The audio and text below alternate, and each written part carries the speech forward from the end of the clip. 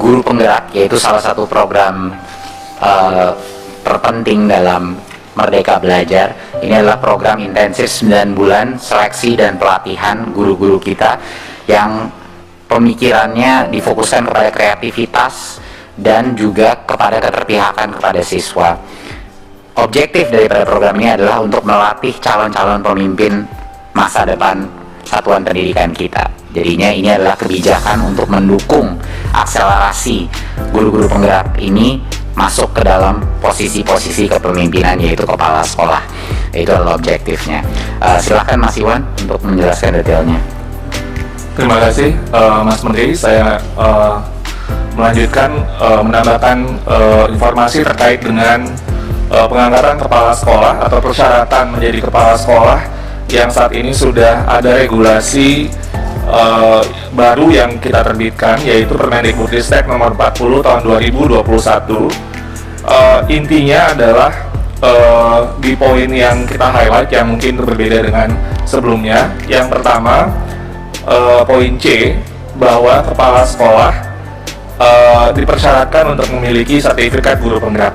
Yang seperti disampaikan oleh Mas Menteri sebelumnya, bahwa yang kita inginkan adalah perubahan paradigma kepemimpinan sekolah yang lebih berpihak kepada siswa. Jadi yang tadinya fokusnya mungkin lebih kepada administrasi pendidikan, sekarang fokusnya adalah kepada pembelajaran siswa. Ini yang selalu ditekankan oleh Mas Menteri, dan itulah kunci dari transformasi sekolah kita dengan kepala sekolah yang memiliki mindset yang baru, yaitu fokus kepada pembelajaran siswa. Jadi guru penggerak ini kadang-kadang dimaknai sebagai guru, padahal sebenarnya ini adalah guru plus, karena dia adalah pemimpin. Jadi ini adalah untuk pemimpin sekolah kita. Nah, yang poin D dan poin E itu mengakomodasi ke berbagai masukan di lapangan. Yang pertama, yang poin D, bahwa guru PNS pangkat paling rendah Pranata Muda tingkat 1 dengan golongan ruang 3B bisa menjadi kepala sekolah. Dan ini adalah pertama, kita melihat bahwa banyak sekali calon-calon pemimpin yang usianya mungkin masih muda dengan jenjang yang jabatan mungkin masih belum tinggi, tapi sudah memiliki sebuah kompetensi yang baik dan bisa secara dinamis melakukan kreativitas, inovasi di sekolah-sekolah, dan ini bisa kita akomodasi. Selain itu juga di daerah-daerah yang sulit, yang kita tahu banyak daerah yang juga tidak ada kepala sekolah karena daerah-daerah tersebut sulit akses dan segala macam, ini lebih memungkinkan bagi mereka, memudahkan untuk mengangkat gurunya menjadi kepala sekolah. Jadi tidak perlu harus sampai golongan yang terlalu tinggi, selama mereka memiliki kompetensi yang kita kunci melalui program pendidikan guru penggerak. Jadi sertifikat guru penggerak sebagai kuncinya. Dan poin E, ini untuk mengakomodasi undang-undang ASN, karena ASN sekarang ada PNS, ada P3K. Kita membuka kesempatan juga kepada guru P3K yang memiliki jenjang jabatan guru ahli pertama bisa menjadi kepala sekolah. Ini kita sesuaikan juga dengan perkembangan dari undang-undang ASN yang ada PNS dan P3K-nya. Selanjutnya yang mungkin sering ditanyakan, slide selanjutnya. Nah, Bapak Ibu, saya ingin menyampaikan, dan ini juga poin yang penting untuk kita sama-sama ketahui. Kita sering mendapatkan pertanyaan-pertanyaan ini adalah guru yang memiliki sertifikat calon kepala sekolah CKS itu tetap bisa dapat ditugaskan sebagai kepala sekolah. Jadi tidak perlu khawatir, ini tidak ada artinya apa ya, mereka nanti langsung nggak boleh gitu, tetap bisa ditugaskan. Jadi tidak ada masalah, karena nanti kita lihatkan datanya ya di slide sesudahnya, bahwa kita kebutuhan kepala sekolah kita yang memenuhi persyaratan ini luar biasa. Jadi kita ingin melihat kondisi di lapangan yang juga realistis. Kita akan mendorong terusnya akselerasi guru penggerak, tapi pada saat yang bersamaan kita ingin menjaga stabilitas yang ada di sekolah-sekolah kita terkait kepemimpinan sekolah ini. Karena itu juga dalam hal jumlah guru, ada di beberapa daerah itu baik yang memiliki CKS, sertifikat calon kepala sekolah, dan atau sertifikat guru penggeraknya masih jauh atau tidak mencukupi, maka pemerintah daerah dapat menugaskan guru sebagai kepala sekolah dari guru yang belum memiliki sertifikat CKS dan sertifikat guru penggerak. Ini untuk menghindari kondisi PLT yang berkepanjangan yang sering terjadi.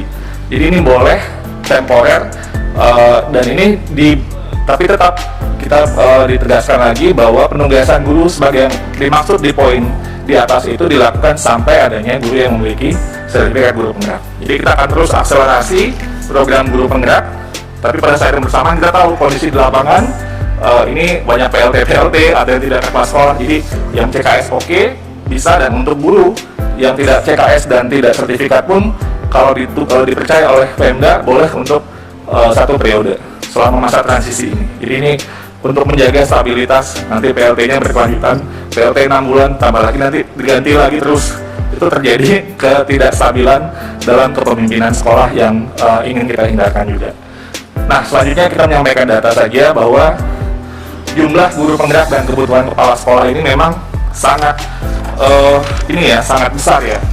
Dan karena itu kita ingin mendorong sekarang ini hanya sekitar 58% guru yang memiliki CKS tadi.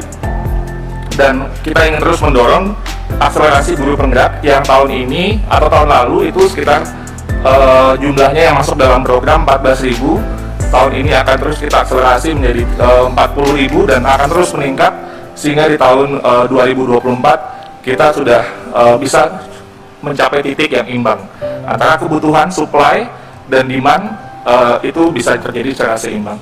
Jadi itu, dan ini breakdownnya Bapak Ibu. Jadi kenapa tadi ada aturan peralihan, karena kita melihat data dan melihat masukan-masukan, dan ini perlu dibuat sebuah intervensi. Kita ingin program yang berkualitas, tapi pada saat yang bersamaan kita ingin menghindari kondisi yang di lapangan yang terutama yang tidak ada supply sama sekali dari yang sebelumnya, atau juga akselerasi guru penggerak memerlukan waktu dalam waktu 1-2 tahun ke depan. Saya rasa itu yang bisa saya sampaikan, Mas Menteri. Terima kasih. Saya kembalikan ke Mas Menteri. Assalamualaikum warahmatullahi wabarakatuh. Terima kasih Mas Iwan. Saya cuma ingin menekankan sekali lagi bahwa manusia terpenting dalam transformasi pendidikan. Kalau kita harus mengambil satu level manusia, itu bukan menteri, bukan dirjen. Yang terpenting itu sebenarnya kepala sekolah. Kepala sekolah itu adalah kunci daripada perubahan budaya pembelajaran di masing-masing sekolah. Jadi itu makanya guru penggerak ini salah satu program terpenting kita. Semakin besar nanti ke depannya guru penggerak, semakin lebih banyak guru-guru yang diposisikan. Dan selalu Komisi 10 kemarin menanyakan bagaimana Mas Menteri, kalau Mas Menteri misalnya udah nggak di sini lagi, gimana caranya kita bisa menjamin perubahan-perubahan ini terjadi. Ini adalah yang terpenting. Jadi mau menterinya siapapun, mau presidennya siapapun, guru-guru penggerak ini akan menjadi kepala sekolah dan mereka akan meneruskan gerakan Merdeka Belajar apapun kebijakannya. Jadi ini salah satu inisiatif terpenting. Tapi tidak perlu khawatir sama sekali karena jumlahnya masih jauh lebih sedikit. Walaupun kita akselerasi berapa kali lipat ganda, masih kecil. Kebutuhan kepala sekolah besar sehingga semua yang punya sertifikat kepala sekolah itu masih bisa menempati posisi-posisinya. Jadi tidak perlu ada kekhawatiran, guru penggerak hanya diprioritaskan dulu untuk memasuki posisi tersebut.